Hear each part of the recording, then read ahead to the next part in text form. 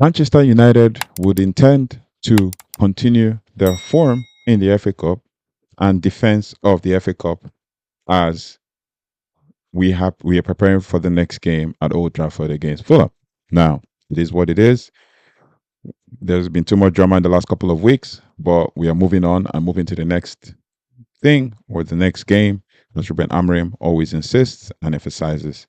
So Manchester United will continue the quest to back-to-back FA Cup title as we host Fulham in the fifth round of at Old Trafford on Sunday. Now, the Red Devils are, actually controversially edged past Leicester City in the fourth round to face Fulham in the fifth round. And Fulham also are a strong side in form, basically aiming to reach the quarterfinals for the first time since 2021, basically.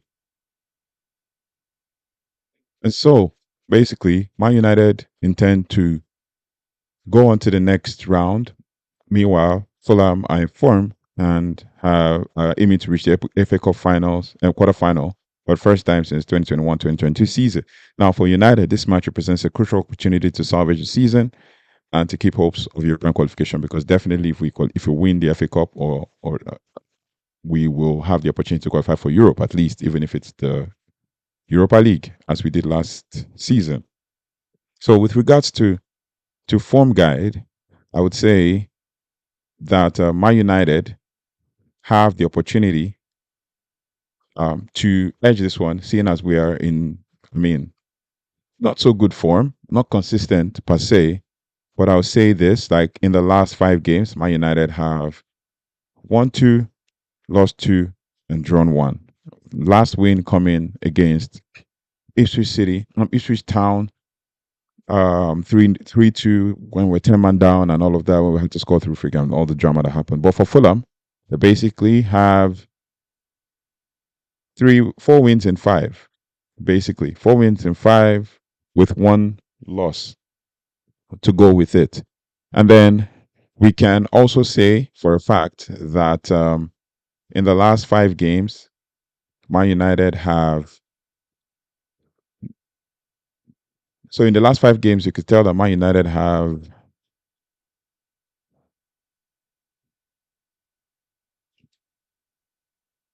In the last 5 games, you could tell that Man United have definitely won 2, and 1-3, lost 2, basically.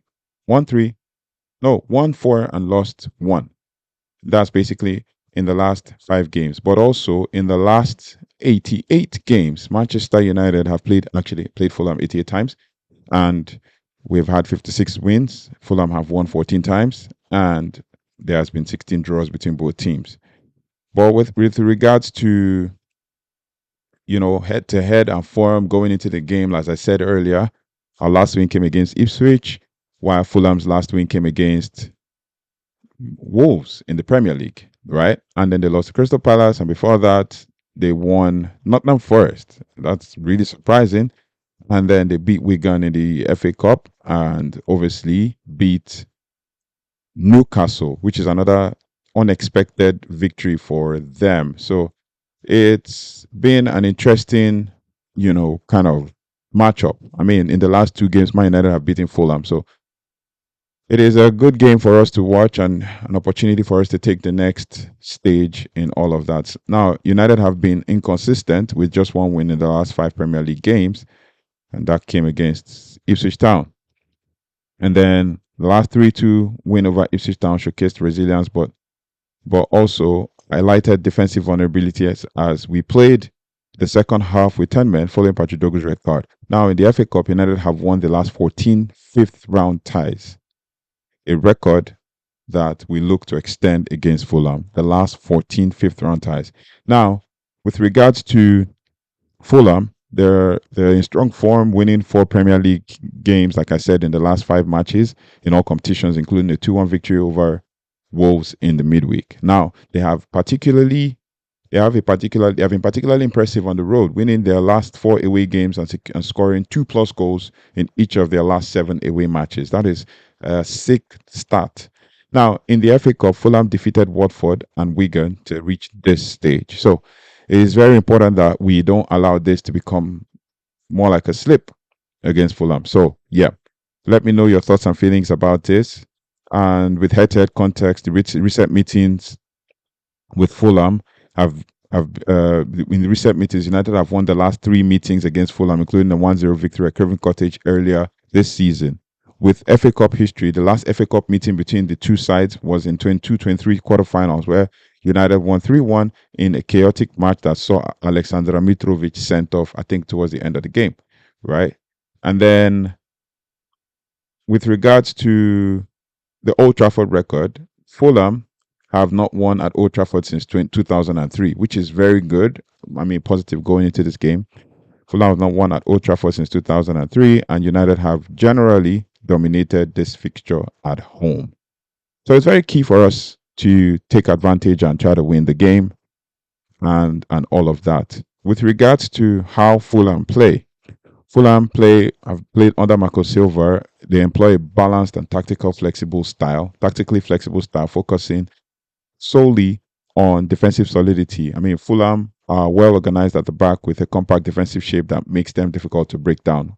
They play quick transitions. Players like Alex Iwobi and Andres Pereira are key to Fulham's ability to break quickly and exploit spaces, and they also use set pieces as a set piece threat. Fulham are dangerous in set pieces from dead ball situations, and players like Raul Jimenez pose a significant area threat, even for Rodrigo Muniz. You know, they pose an aerial threat. You know, with set pieces. And then as far as Man United is concerned, how Manchester United play under Ruben Amorim, United have adopted a 3-4-2-1 formation, which emphasizes, obviously, as we always say, on wing backs playing like Diogo Dalot and Mazraoui, providing with an attacking support, and high pressing, which aim to win the ball high up the pitch and transition quickly into attack. And then attacking fluidity. Amorim's system relies on fluid movements, and potential interchange, particularly in the front three. I mean, with defensive frailties, the system has left United vulnerable defensively, and with gaps often appearing between the midfield and the defense. That's where we need the pace of a player like a player like Manuel Ugarte to actually help, secure us, secure the defense and create that link between the defense and the midfield. Moving on, and then moving on, we will do more like a predicted lineup for Fulham. So predicted lineup for Fulham involves basically Muniz we'll start from the back. So Bedleno, obviously former Arsenal goalkeeper, so we know him. Bedleno in goal, and then we have, and this one is based on their most recent game that they played against Wolves. So this is how we expect that they would line up and what we can do. And so Bedleno, and then we have Diop. I think that's Papa Diop in centre back. They play a 3-4-2-1 as well, just as Man United. Hello, I mean, for those that say this formation doesn't work, I mean, Marco Silva has used this for a while. So Diop centre back, Anderson right centre back, and then Cuenca is playing on the left centre back, and then in mid is Ryan Sessegnon and Sander Berge, and then on the right wing back, we have Castagna from Leicester City and Lukic. Lukic could also play left wing back and also play mid, so it depends. And he could switch with Sessegnon, so it depends on how they play. And then we have Pereira. So if there's no Pereira, there'll probably be Iwobi. So Pereira and Traore, Traore. There's Pereira, there's Traore, and then there is Muniz. So they'll probably go with Muniz and then come in with Raul Jimenez in the second half. And then for Man United, for key player, let's go with key players first. Key player for Fulham will be Rodrigo Muniz. Now, Rodrigo Muniz is a player who has shown tenacity, grit, and intensity in the way he plays and the way he He scores goals for Fulham like he's been their main threat in goal, in attack, when he's on form, basically.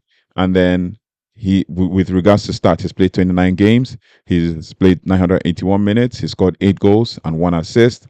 And basically, his last goal came against Wolves, and before that, he scored 2 goals against Wigan in the FA Cup. So basically, Rodrigo Muniz potentially going to be the key player to watch for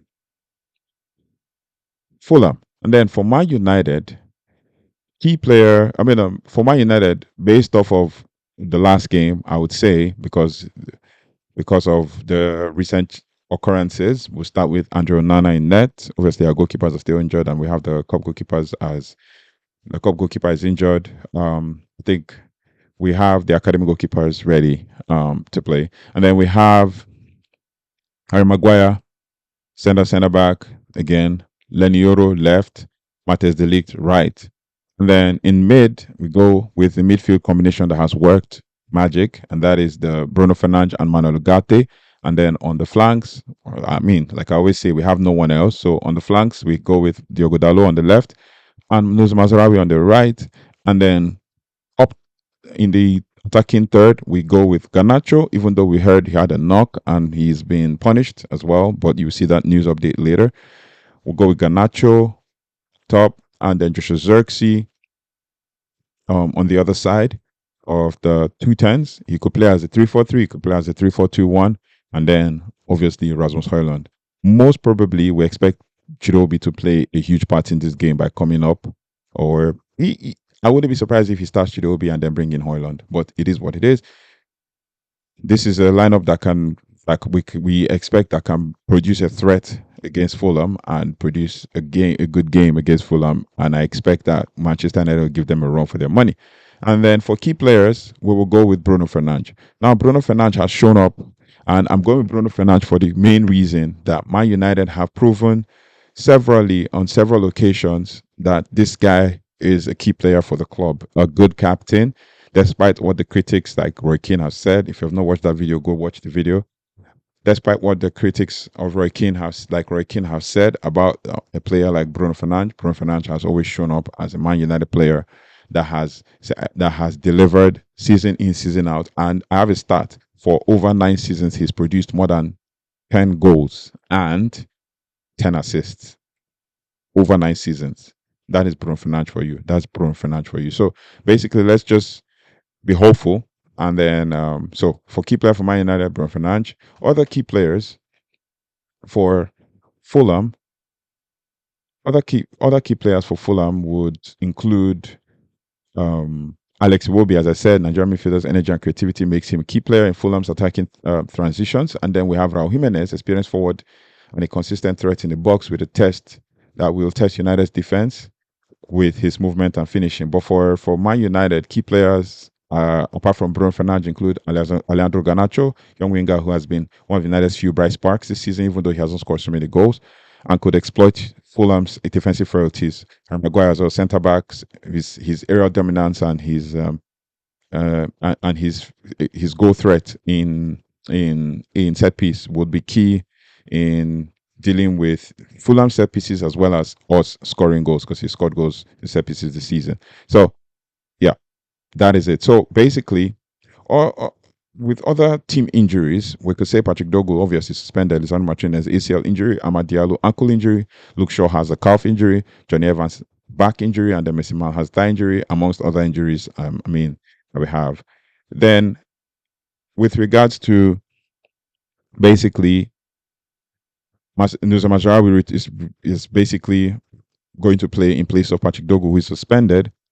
And then for Fulham, Rhys Nelson is injured, Harry Wilson is injured, and then we have Kenny Tate injured as well. Kenny Tate is another troublesome player. And then Emil Smith Rowe has an ankle injury, but is probably a doubtful player. And then Sasha Lukic is back and available despite his Premier League suspension, as it does not apply for FA Cup. Premier League suspension, does that mean, oh yeah, Dogu will miss the FA Cup game? It is what it is. And then now, how Manchester United can win Fulham? How can Manchester United beat Fulham? That is the burning question that we all have in the back of our minds.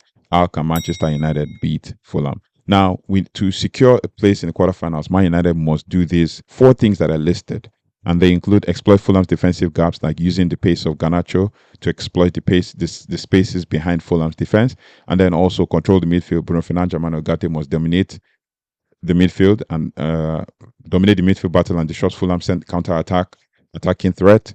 Also, defense set pieces. Fulham are dangerous from dead ball situations, so United must remain organized and alert and switched on at all times to defense set pieces. Then, also, other things, including the fourth thing would also include take early chances. United have struggled to score in the first half of games, so an early goal would help kind of like ease and settle the nerves and dictate the tempo. I mean, the last game we played, we considered in the first 5 minutes, within the first 5 minutes. So it's very key for us to take our chances when we have them and deal with them as need be. So that is what it is. Now, this match is actually a pivotal moment for both teams as they look to kind of progress in the FA Cup, especially for Manchester United. A win will provide much needed momentum and belief in Amorim's system, while Fulham will also be desperate to continue their strong form to secure a historic victory at Old Trafford. But we expect a tightly contested game as always, and with both sides looking to exploit each other's weaknesses. We also expect that United will it will be key for United to remain disciplined and defensively while taking advantage of the attacking opportunities. I expect players, some of the young players like Morehouse and Co, to be in the squad as well. The FA Youth Cup is currently ongoing against Arsenal. Manchester United winning 3-2.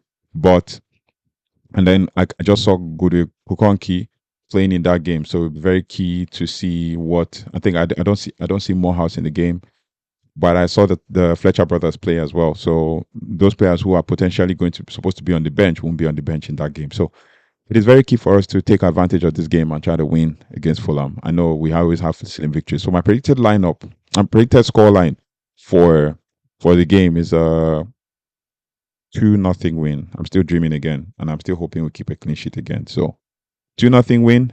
Let's see how we go from here. Let's build our momentum and see where we take this game.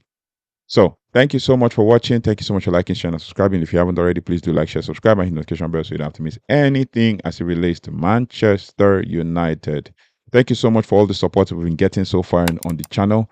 We keep building, we keep growing together, and slowly we're getting to where our target is. So thank you so much, and it's been a great month of February for us, especially in United Talk Sports. United Talks podcast and DJ Pablo as well. So thank you and have a good one. Take care. Goodbye and God bless.